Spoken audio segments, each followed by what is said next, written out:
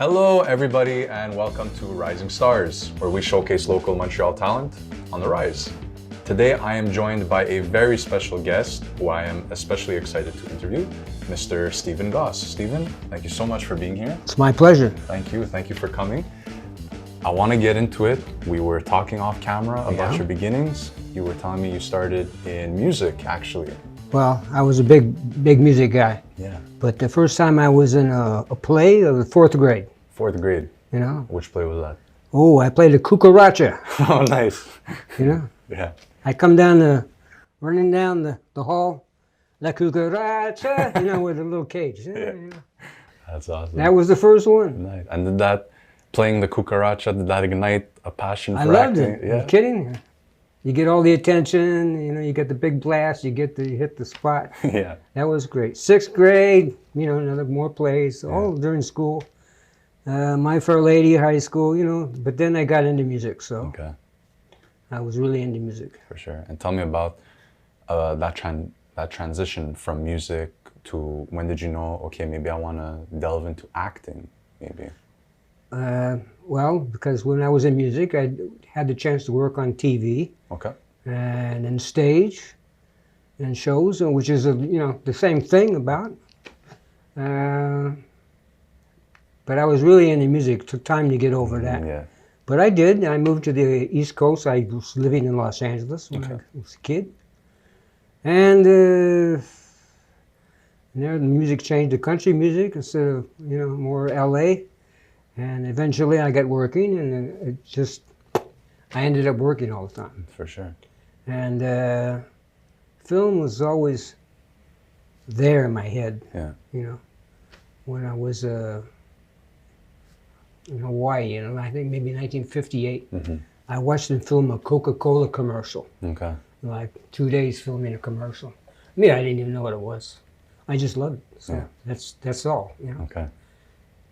Wow. So after that, after seeing that commercial, I'm guessing, did you start looking for work maybe as an extra? Maybe? No? No, I never did that. It was a long time, a big stretch, to actually leave music. And then I ended up moving to Canada, moving to Quebec in '83, and I didn't know it was a movie place. You know, I didn't know. And I live in Trois-Rivières, which isn't exactly in town. Yeah. And eventually I ended up in Montreal, and I started meeting people, and I got a job at a place, and I met my agent, who's my agent now. And he said, you should go to school. I went to school a little bit, get some training, and I said, okay, it's not the same thing. And I decided to do some extra work to see what the hell's going on, you know, because it's a big thing. Yeah. It's not just what you see on TV. You think it's just that. Now, when you see 500 people on the sidewalk standing in the cold, waiting to do a one shot of a guy in a parade, you know, you start to, okay, it's a big thing. This is intense. And turns out Montreal is a great place because there's so many great actors and artists here. It is. That everybody shoots here. There's been a lot of big films. Yeah. Which gave me the chance to be on stage or be on screen with big actors and people who know what they're doing. Exactly. And I was never very good in school, so Me neither. I'm a monkey see, monkey do kind of guy. Same here. So For sure. that's the way I learned. For sure. And you told me that in 1983 you went to your first acting class. Yeah. Can you? No, 2000. 2000. I'm sorry about that. So in 2000 you took your first acting class at the age of? I was 51, Wow. 51. So tell me about that, being in an acting class for the first time. Terrible. Terrible. Because when you're 50, you know what you're doing. You know, you get up, you do your thing. Teenagers, to me, not teenagers, they're in their 20s, okay? They're not in the same place. No, it's impossible. Yeah. And they can go for a class. I figured if you just condense the class into 2 hours, I would have learned the same amount if you just had one teacher by yourself. Yeah. And that's not possible. Yeah. It takes time. You have other people to consider. So I couldn't do it. My time schedule, I was just too tired. Yeah. So I skipped it for a long time. And I stopped doing extra work, and I got back into work, and eventually time come to retire, and I said, I'm coming up. So I'm going to do it the minute I'm free. I can do what I want. I can go when I want. Because when you're working, you can't have to say to the boss, hey, I got to go into audition. I got an acting class. That doesn't work that way. Yeah. So I started taking less time at work and more time on the film. Okay. And getting more films. Right? Okay. So I got into a lot of films. For sure. And eventually, I did some commercials. I got some commercials. Okay. And did some crazy stuff there. Oh, yeah. Can I ask what that crazy stuff was? Well, a butterfly. Okay. A naked butterfly. Oh. I did a commercial for fruit tea. Okay. Yeah. A full day in a green screen. Oh, nice. Yeah. And then more recently, I got lucky on Transplant. I did an episode on Transplant. Yeah. And that was, they did a full body cast from here down. Oh. So the only thing, the first scene you see me, after that you see my head with this body Oh, wow. cut open, and it's for surgery. Oh. You know, it's a good scene. Huh? Yeah, it's on. I gotta watch that. The actors are good on Transplant. They are. The directors are zoom, zoom, zoom. They are. Let's go. Was that your first TV program. professional TV program? Yeah. Yeah? Yeah. And what was that? I've been on TV before, but not Yeah. as an actor for a program. Yeah. And what was that like? Did you still have some nerves? No. No? No. I did just what I did in my audition tape. Okay. But the thing is, you don't know what the hell's...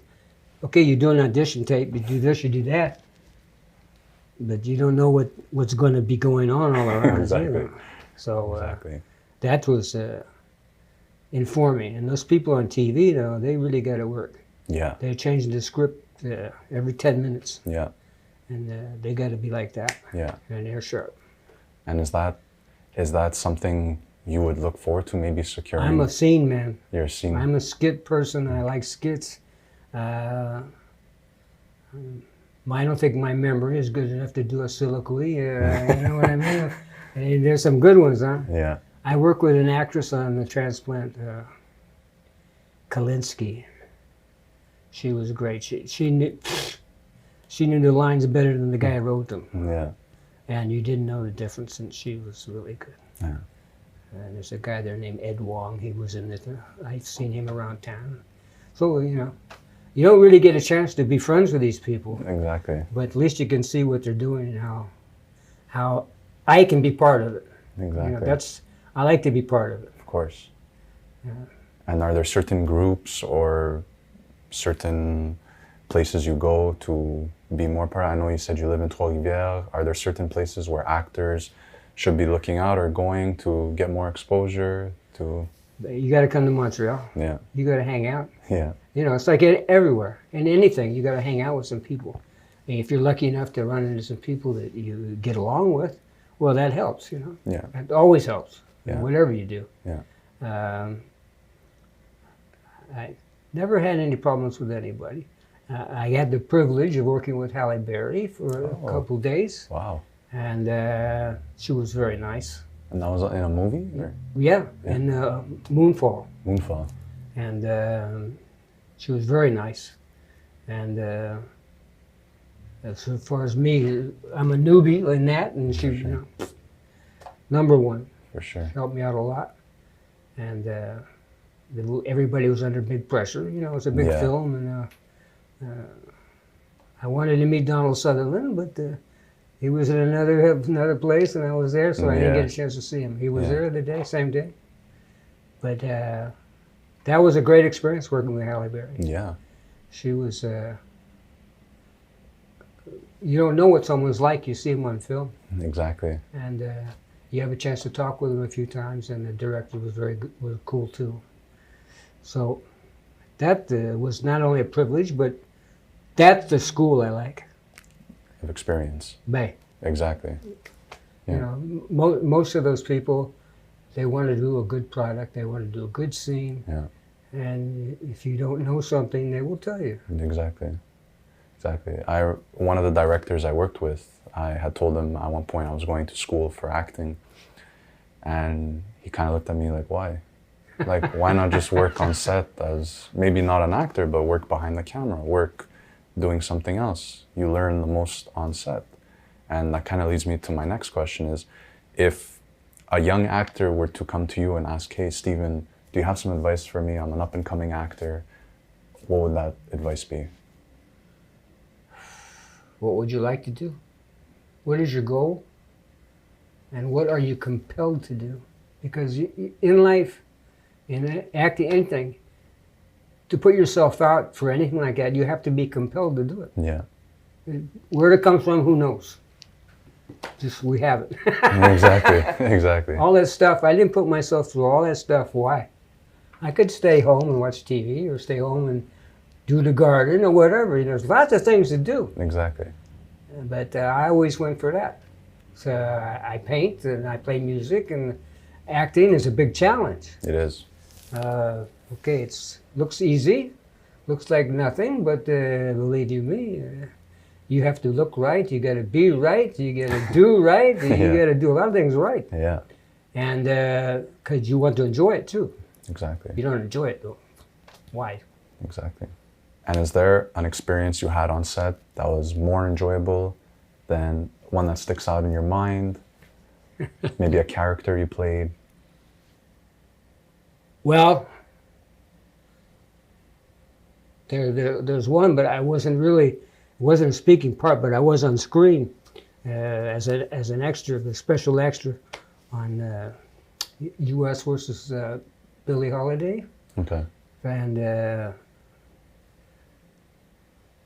I got to be on a table as a Frenchman eating French wine. They wanted me to smoke a cigarette and do this and all. Hey, I did it. And you know, in the end, you get like a 2-second shot on the screen. Yeah. But it was fun doing it.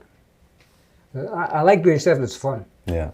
You know, and it's a little weird or something like skits. Like I say, skits, it's great. Yeah. If it's part of the skit or part of the film, wow, wonderful. Yeah, exactly. And we were talking off camera about the state of entertainment today and where movies are going. What is something you would like to see more of, maybe from actors, maybe from directors? There's so many good directors and so many writers. The writers who are On strike. in trouble right now. Yeah. But it's them who create. Yeah. They draw the lines, the artist, and everybody else puts the color to it. Exactly. And I've tried writing. You know, I've written some stuff. That's not as easy as it looks either. Yeah. And you have to know to start, what's put in the middle, and how to end the dang thing. Yeah. And why do you do that? It's, you know, to tell the story, it's pretty impressive. Yeah. And so those people are I respect greatly. And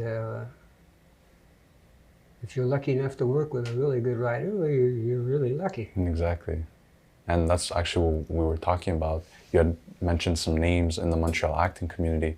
Is there someone you've worked with that had a significant impact on you or maybe your career? Not just one person. Yeah. Because you don't have time. You come on, you hey, hi, hello, this, we're going to do this and that, and it's goodbye. And you don't really have time to see their whole stuff. But you can tell by the people who are persistent, I think. Mm. There's a few actors that get parts and keep working, and that's what I find impressive. Yeah, for sure. And you mentioned persistence. One of the things you need as an actor, especially during the audition process, is persistence, because you're not going to get every single role you audition for. And you need more than persistence. Exactly. You need to have a bit of a stubborn head. And I was just curious. I agree with that. Yes. Yeah. A stubborn head, sir. For sure. Because it can be depressing. Exactly. And that But leads me to my next question. How do you go about dealing with that, for lack of a better word, depression or self-doubt that you have when you're not but that getting goes roles? back to being compelled. Yeah, You get up in the morning and say, I got to do that. yeah, Otherwise, it doesn't get done. yeah, I don't know where it comes from. Um, some people have it, some people don't. If you want to just, it's like hanging onto the tail of a dog. If you let go, it's gone. But if you got to hang on, yeah, and you know you have things to learn. exactly. So you try to learn one at a time, and get up the dog. Exactly. That's all. Exactly. And if you want to do it, that's the way it has to be done. Yeah. Some people get lucky. The first thing they go out, they're beautiful people. Hey, they meet Yeah. Joe. They know this guy. No problem. I'm not like that. Yeah. But I can't complain. I've had met nice people. My agent, I knew him before he was my agent, Mm-hmm. and he's always helped me and give me information that I need because he knows more about it than I do. Yeah. And so I get up in the morning. I say, I got to drive to Montreal. Oh crap! So I do it. Yeah. I'm here, Yeah. and that's the way it goes. And I think it's a testament because in our society now, people with technology are becoming more and more lazy, and to hustle from all the way from Trois-Rivières, drive here to do an audition, it's something. And a lot of people may not have that drive. And like you said, you need to be compelled to do this. You need to have that fire in you. And just those words, you telling me you have to be compelled, really struck a chord with me. Has there been something, it could be a coach or another actor, or it could be anybody that gave you advice that struck a chord with you that you've held close to your heart? Oof. There's some people that took me for what I was worth. Mm. You know, they saw something in me, and I'm very, very grateful for that. Yeah. Some people cast me when I was, I had nothing. I was coming from zero, Yeah. and they put me in a chance, and I did the best I could, and I'm still here. So those people, it's not everyone. No. You know, it's some people. I'll tell you a story. There's two girls, and I wish I knew their names because I never had a chance to know their names. I was working on Moonfall. I was sort of sick, and they took care of me in the cabin because it was cold outside, and I had to go inside. And I had to wait 5 hours before I went on set. And they were so nice to me. I mean, and you need this, you need that, and not just being nice. You know, they were great people, both of them. And a year later, I was sitting on the sidewalk as an extra in a big movie. Just told me in the newspaper, you know, for the scene. Yeah. And this girl walked up to me and said, "Hey, how you doing?" I still get a thrill from that. Yeah. That's something that it's more precious than gold. Yeah. You know, so that I think it's one of the best experiences I ever had. It's not on stage; it's from the people working there. Exactly. And like you said, you need to make good connections, whether it be with the person behind the camera or the director or the DOP. It's all, the industry is about who you know and creating that. Well, I learned a lot about cameras from talking to cameramen. Yeah. I mean, no, I didn't know what lenses were, what they were shooting, 1080, 540. I didn't know all that stuff. Exactly. And no problem, they tell me all stuff. Cameramen, sound, same thing. Sometime you get someone who's crabby, but they probably got a reason to be crabby. Exactly. So there's no big deal. Exactly. It's just, you know, it's regular life. Like I said, being treated very nice by someone is very special. Yeah. And it gave me life for a long time, those two particular people. Yeah. I wish I knew their names. They were so nice. But there's lots of other nice people. You know, you sit down at a table and you get to meet someone that completely in a different universe than you are. Yeah, It's very interesting. it is. It is. It could really change. Even a smile could change someone's day. Just a simple smile. Oh yeah, Yeah. Yeah. And most of the kids, I call them kids, they're not kids 30 years old, Yeah. but they have a great time in life to be doing that. I think they're very lucky. Exactly. And We are. I think that's fun for them. It is. I don't regret it. I had a good life. Yeah. And I've had some very lucky moments in my life. Yeah. So, and I'm still working, so Exactly.